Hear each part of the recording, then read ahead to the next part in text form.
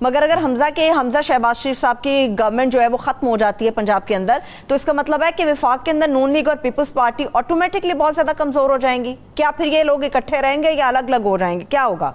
کمزور تو ہوں گے، مگر صرف کمزور تو ہوں گے یہ کوئی کہنے کی بات ہے؟ وہ پنجابی میں کہتے ہیں پھوڑی پہ بیٹھے ہوں گے. ہاں جی، بیٹھے مرنے والے اپنی موت پہ خود ہی رو رہے ہوں گے. بھائی وہ بنی ہے جو پٹھان کے سینے پہ بیٹھا ہوا رو رہا تھا تو وہ صحیح رو رہا تھا. کسی نے کہا اس کے سینے پہ بیٹھے ہو، خنجر تمہارے ہاتھ میں، رو رہے ہو. اس نے کہا یہ مجھے پھینک دے گا، اٹھا کر مارے گا. پٹھان ان کو اٹھا کے پھینک دے گا اور مارے گا، اس لیے کہ میجارٹی اس کے ساتھ ہے، اخلاقی پوزیشن اس کی بہتر ہے. وہ روس گیا تھا، وہ خارجہ پالیسی کو متوازن کرنے کی کوشش کر رہا تھا. ٹھیک ہے. اگر اس کی حماقتیں اسے لے ڈوبیں، دیکھیں نا ویسے تو، اور لیڈر تو خدا کے بندہ وہ اب بنا ہے، پہلے تو وہ لیڈر تھا ہی نہیں. آج کوئی پوچھتا ہے جہانگیر ترین کو، حالانکہ اس کے ساتھ تو زیادتی ہوئی تھی، پی ٹی آئی والے بڑا مجھے برا بھلا کہتے ہیں، ہر روز رات کو بھی کہتے رہے اسی بات پہ. اور اپنا علیم خان کے ساتھ تو زیادتی ہوئی تھی، لیکن آج علیم خان کو اور جہانگیر ترین کی کوئی نیک نامی باقی ہے؟ ان لوگوں کی نیک نامی باقی ہے جو عمران خان کو چھوڑ گئے. اور میڈیا گروپس جو ہیں بڑے بڑے، وہ اس کی پشت پہ کھڑے ہوئے ہیں، اور باقی بھی شاید کھڑے ہو جائیں، لیکن اس کا کوئی اثر تو نہیں ہو رہا.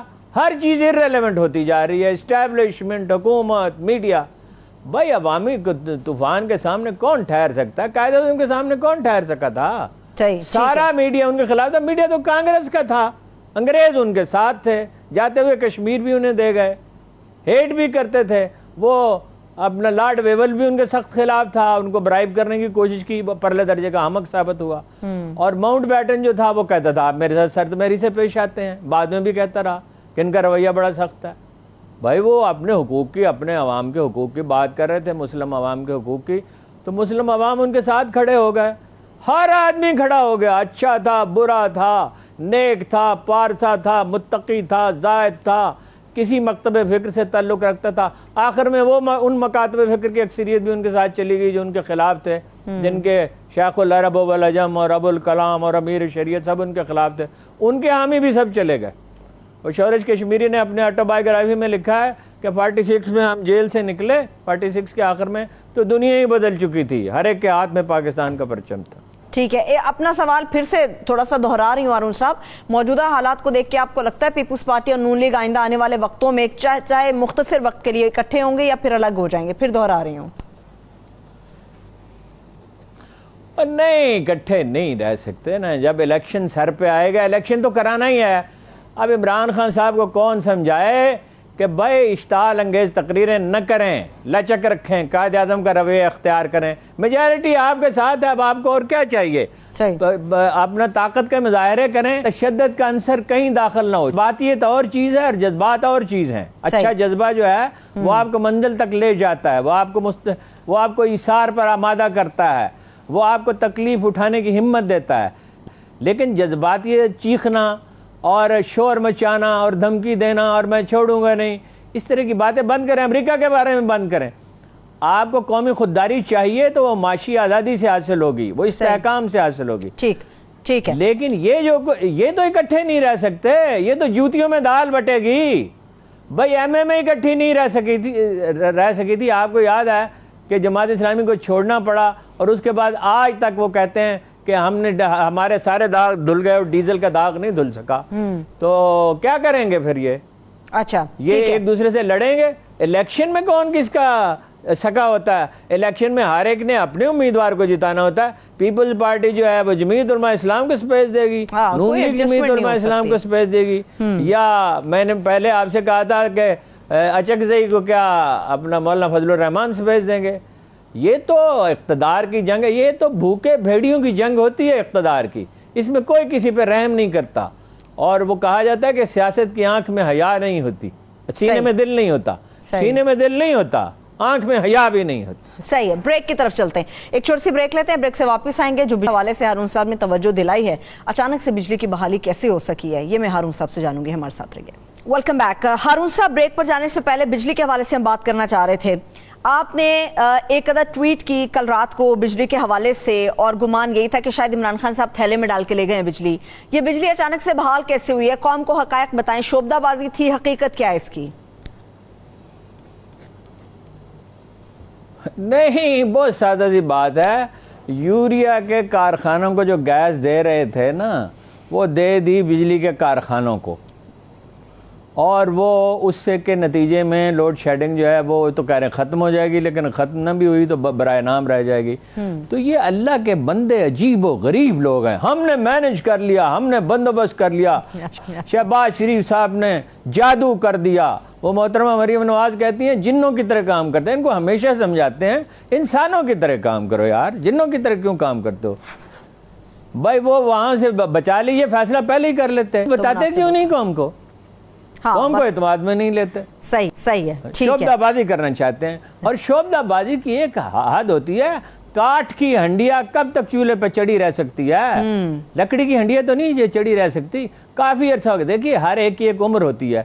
جب بار بار میں کہتا تھا ایم کیو ایم کی عمر ختم ہو چکی، لوگ میرا مذاق اڑاتے تھے، مجھے دھمکیاں دیتے تھے اور ایسی گالیاں بکتے تھے، اور اتنی کریکٹر اسیسینیشن کمپین جو بیان ہی نہیں کی جا سکتی. پھر رو پڑے. ایک دن الطاف حسین مجھے فون کیا، میں نے کہا شام کو صبح کرنا. صبح پھر فون کیا، میں نے کہا شام کو کرنا.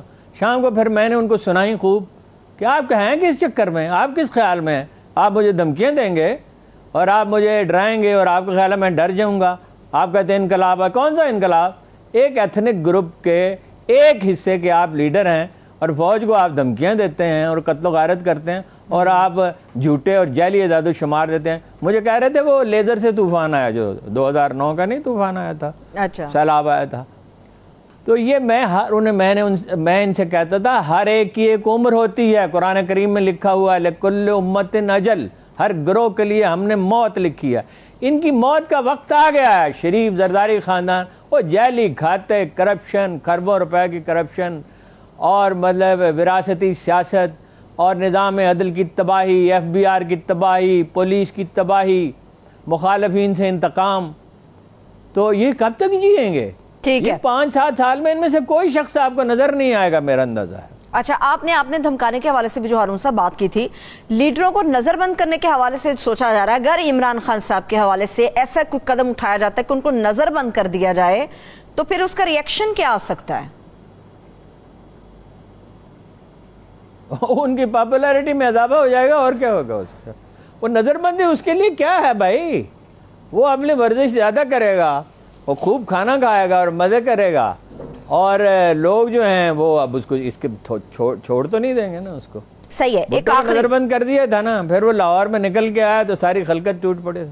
صحیح. ایک آخری سوال ہارون صاحب، پھر ہم کلوزنگ کی طرف بڑھیں گے. آخری سوال میرا یہ ہے ہارون صاحب کہ جو عمران خان صاحب کی پالیسیز تھی ان سے ہٹ کر امریکہ کی یہ ڈیمانڈ ہے کہ ان پالیسیز کو اپنایا جائے جو امریکہ چاہتا ہے، اور اس کا اعتراف جس طرح سے ربیکا گرانٹ صاحبہ نے بھی کیا، وہ بھی ہم نے لوگوں کو سنا دیا. کیا پاکستان متحمل ہے کہ اپنی پالیسیز کو تبدیل کر کے چل سکے؟ سوال ہی پیدا نہیں ہوتا. جہاز چین کے تعاون سے، ٹینک چین کے تعاون سے، فوج اس کی انڈیا کے بارڈر پہ کھڑی ہوئی ہے. سی پیک میں 40-50 بلین ڈالر کی، کتنی 30 بلین ڈالر کی انویسٹمنٹ وہ کر چکا ہے. بجلی کے کارخانے وہ چلا رہا ہے. گوادر میں وہ موجود ہوگا تو ظاہر ہے اس کی اپنی ضرورت ہوگی پاکستان کا دفاع کرے. صاف الفاظ میں وہ کہتے ہیں کہ پاکستان ہمارے لیے اتنا ہی اہم ہے جتنا امریکہ کے لیے اسرائیل. اس وقت جب 73 میں روسیوں کے اکسانے پہ اس نے جمال عبد الناصر نے حملہ کیا اچانک، جس کا اسرائیل کو پتہ نہیں چل سکا، اس کو خفیہ رکھا گیا، تو صدر نکسن نے کہا ہر وہ چیز جو اڑ سکتی ہے اس میں اسلحہ لاد کے اسرائیل پہنچا دیا جائے. آج آپ کے لیے چین اسی طرح ڈٹرمنڈ ہے آپ کی حفاظت کے لیے، اس لیے کہ چین کے ذریعے، آسٹریلیا، جاپان کے ذریعے، برطانیہ کے ذریعے کنٹین کرنا چاہتا ہے چین کو امریکہ. تو چین کیسے کنٹین ہونا گوارا کرے گا اور شکست گوارا کرے گا؟ اور وہ ایک پوری صدی توہین کی انہوں نے گزاری ہے، 2 صدیاں بلکہ، غلامی اور ذلت جاپانیوں کے ہاتھوں، امریکیوں کے ہاتھوں اور کس کس کے ہاتھوں. تو اب وہ کیسے گوارا کریں گے جبکہ ان کے پاس وسائل بھی ہیں، فوج بھی ہے، آئی ٹی میں بھی سپیریورٹی ہے، بہترین جہاز بھی ہیں، میزائل بھی ہیں. تو پاکستان ان کا واحد حلیف ہے صحیح. اس علاقے میں، اس خطے صحیح. میں. ٹھیک ہے. تو یہ تو ایک مکانہ بات، یہ ہو سکتا ہی نہیں. نہ آپ اڈے ٹھیک. دے سکتے ہیں نہ ہاں. امریکی. آپ کو ایک متوازن خارجہ پالیسی اختیار کرنی چاہیے، متوازن. ٹھیک ہے. تھینک یو ضروری سو نہیں مچ. میں